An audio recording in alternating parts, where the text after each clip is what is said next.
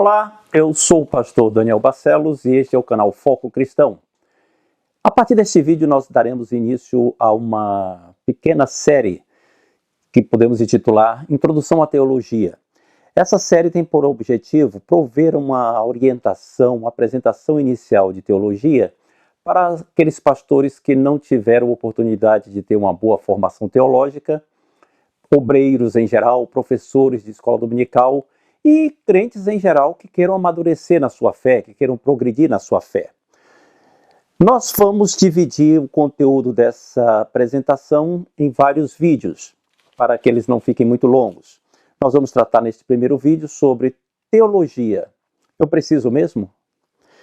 Um outro vídeo, o próximo vídeo, será sobre os riscos de estudar teologia.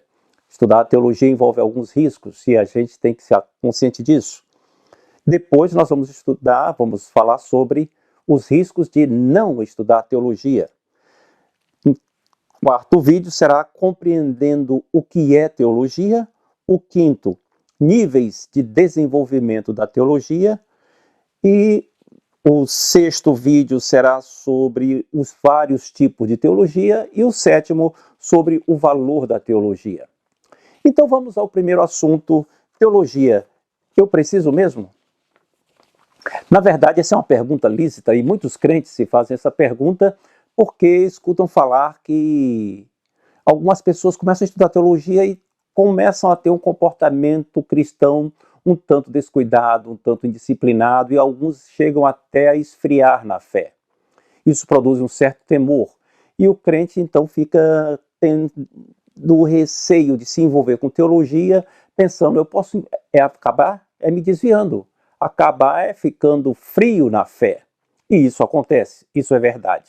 E aí ele parte para perguntar, por que então eu preciso estudar teologia? Porque se eu conheço bem a Bíblia, não basta? Não basta eu me aprofundar no conhecimento bíblico? E eu quero levantar algumas questões neste vídeo para nós pensarmos a respeito. Questões que são enfrentadas na vida prática. Por exemplo, uma primeira questão. Quem garante que o cristianismo é a religião verdadeira?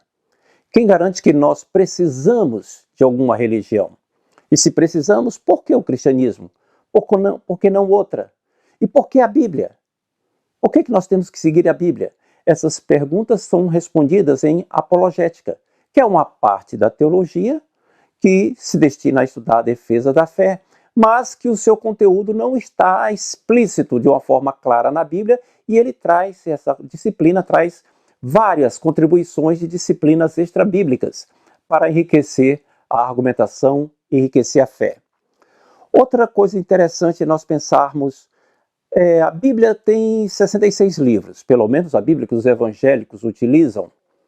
Por que 66? Por que não menos? Por que não mais? Afinal de contas, os cristãos de tradição católico-romana utilizam uma Bíblia de 73 livros. Os de tradição ortodoxa, dependendo do ramo da tradição ortodoxa, 78 livros na Bíblia deles.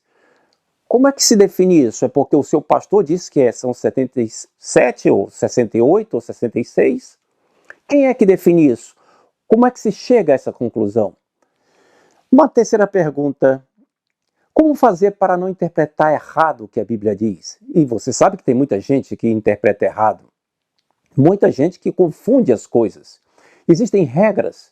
Quais são essas regras para a boa interpretação da Bíblia? Isso se estuda em hermenêutica. Uma outra coisa interessante que não é respondido diretamente. Por exemplo, Paulo e Tiago têm ênfases diferentes na questão da fé com respeito à salvação. Algumas pessoas, numa leitura precipitada, dizem até que se contradizem. Como é que é a explicação disso?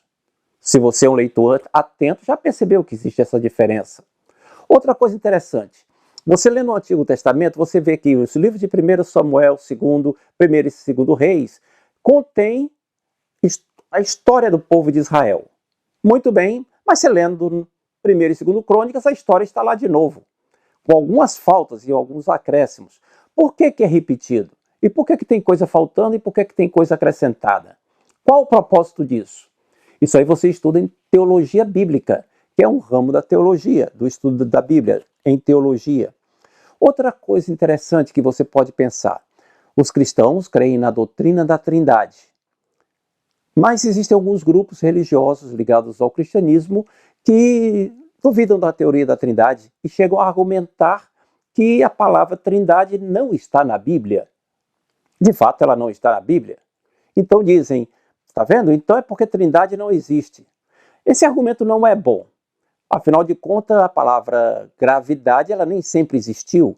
E quando Isaac Newton descobriu a lei da gravitação universal, ele não inventou a gravidade existia. Da mesma forma, quando Tertuliano inventou o termo Trindade, ele apenas descreveu algo que já existia. Mas você sabe mostrar na Bíblia que a Trindade existe? Que ela é apresentada na Bíblia? Que o conceito de Trindade pode ser extraído da Bíblia? Como é que você explica isso? E se alguém lhe perguntar? Se alguém lhe disser, você vai usar o argumento da autoridade? Ah, acredita nisso porque é assim, porque afinal de contas o professor da escola dominical disse. Não, você tem que ir além disso. Você tem que saber explicar. Você tem que saber entender para poder ajudar quem está precisando crescer na fé e confia em você. E por falar em pessoas chegando com ideias estranhas, você pode ser abordado por pessoas que têm ideias estranhas, ideias religiosas complicadas, como dizer, por exemplo, que Jesus Cristo é apenas a emanação de um Deus, e como também várias outras emanações e líderes religiosos da antiguidade, do presente e do futuro. Jesus Cristo é só mais um. O que é que você vai responder a isso? E se a pessoa disser para você que a Bíblia fala que nós temos que guardar determinados mandamentos, que isso está no Antigo Testamento, está lá bem claro na lei de Deus, mas os cristãos de uma maneira geral não observam. Como que você vai saber distinguir o que deve guardar e o que não deve guardar? O que deve obedecer e o que não é para você, é para outro povo? Isso você vai estudar em heresiologia.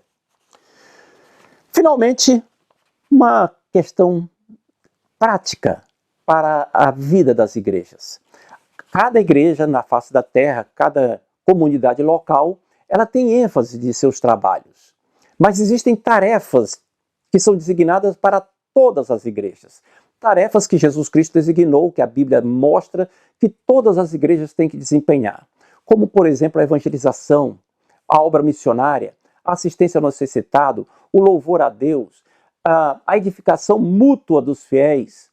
Só que cada comunidade, em razão do ambiente em que vive, ela tem que determinar qual o peso de cada uma dessas tarefas. Como é que você vai fazer isso? Como é que você vai sugerir ao seu pastor, ou se você é o pastor, que critérios você vai utilizar? Essas coisas são estudadas em eclesiologia. Naturalmente, você já percebeu que existem muitas coisas que a teologia contém e que devem ser estudadas. Não apenas são úteis, mas são necessárias. Assim, eu quero lhe estimular a continuar assistindo os vídeos dessa série para aprender mais de teologia. E você vai poder começar a estudar teologia, mesmo que não esteja num seminário ainda ou no Instituto Bíblico. Você pode começar a estudar lendo bons livros de teologia, algum livro que seja indicado pelo seu pastor, indicado pelo seu professor de escola dominical. Lendo aos poucos, e você vai progredir, e Deus irá lhe abençoar ricamente. Que Deus lhe abençoe.